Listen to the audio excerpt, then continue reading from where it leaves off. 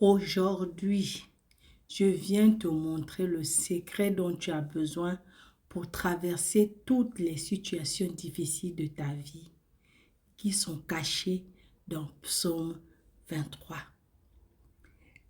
Je m'adresse à l'Église de Dieu sur les réseaux sociaux, à ceux qui ont été sanctifiés en Jésus-Christ, appelés à être saints, et à tous ceux qui invoquent en quelque lieu que ce soit le nom de notre Seigneur Jésus-Christ, leur Seigneur et le nôtre. Que la grâce et la paix vous soient données de la part de Dieu notre Père et du Seigneur Jésus-Christ. Amen. Si tu n'es pas encore abonné, abonne-toi pour qu'on puisse se fortifier ensemble, parce qu'ici, on ne fait que ça.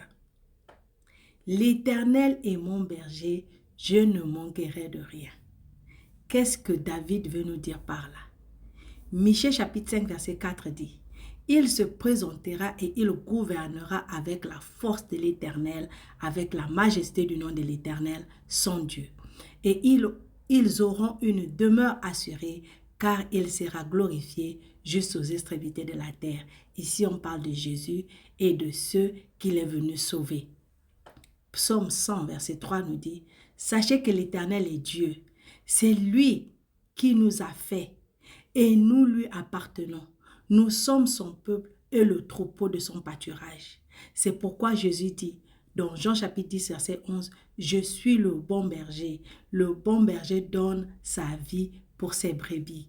Jésus a donné sa vie pour toi, pour te sauver, pour te protéger, pour te garder, pour te fortifier, pour te nourrir, pour pouvoir à tes besoins, pour pouvoir à ta paix, pour pouvoir à ta joie, pour pouvoir à ta gloire. Il a dit que ceux qui sont en lui vont grandir de gloire en gloire.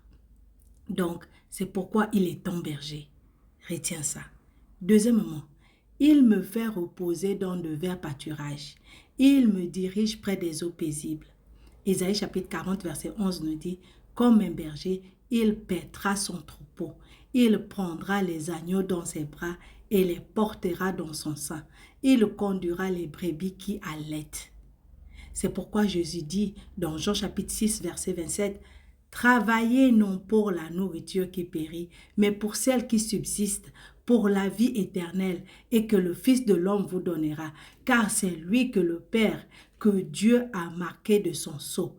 Dieu a marqué Jésus-Christ de son sceau pour que nous ayons la paix, pour que lui, il nous dirige, pour qu'on ne soit pas confus, pour qu'on ne soit pas troublé, pour qu'on ne soit pas dans la peur. C'est pourquoi il ne nous a pas donné un esprit de peur, ni de doute, ni d'inquiétude, mais il nous a donné un esprit de puissance, de force et d'autorité.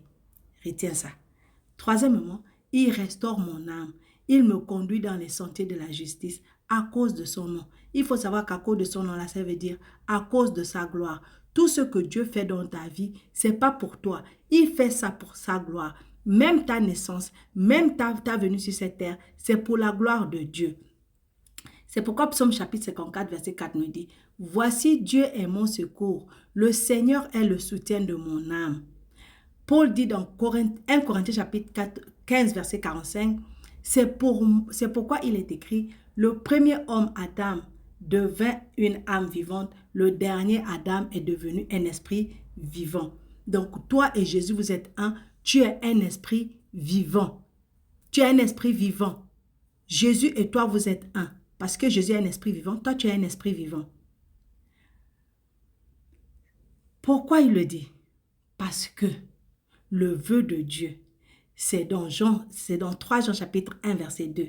Bien-aimé, je souhaite que tu prospères à tout égard et sois en bonne santé, comme prospère l'état de ton âme. Tu ne peux pas prospérer à tout égard, tu ne peux pas être en bonne santé si ton âme ne prospère pas. Et ton âme ne peut prospérer que lorsque tu as cette assurance que Dieu est ton soutien, que Dieu est ta force, que c'est Dieu qui combat pour toi et que lui, il le fait pour sa propre gloire.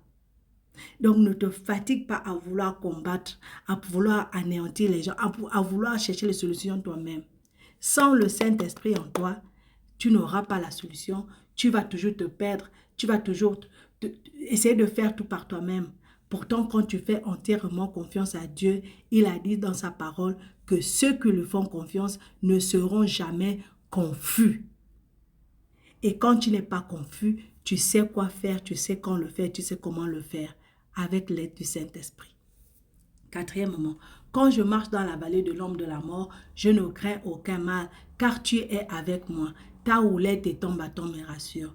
Paul dit dans 2 Corinthiens chapitre 12, verset 10, « C'est pourquoi je me plais dans les faiblesses, dans les outrages, dans les calamités, dans les persécutions, dans les détresses pour Christ, car quand je suis faible, c'est alors que je suis fort. » Pourquoi il le dit? Parce que Dieu dit dans Romains chapitre, c'est Paul qui dit dans Romains chapitre 12, verset 18, « S'il est possible, autant que cela dépend de vous, soyez en paix avec tous les hommes, même celui qui est en train de t'énerver en ce moment, même celui qui te traumatise, même celui qui t'a montré qu'il est ton sorcier. Sois en paix avec lui. » Pourquoi? Ne vous vengez point vous-même, bien-aimés, mais laissez agir la colère. Car il est écrit, à moi la vengeance, à moi la rétribution, dit le Seigneur. C'est l'Éternel qui se venge pour toi. C'est lui qui combat tes ennemis. C'est lui qui détruit leurs plans. C'est lui qui fait tout. Toi, ton seul rôle, c'est d'avoir la foi que ce qu'il a dit, il va le faire. Parce qu'il va le faire. Tu restes en paix.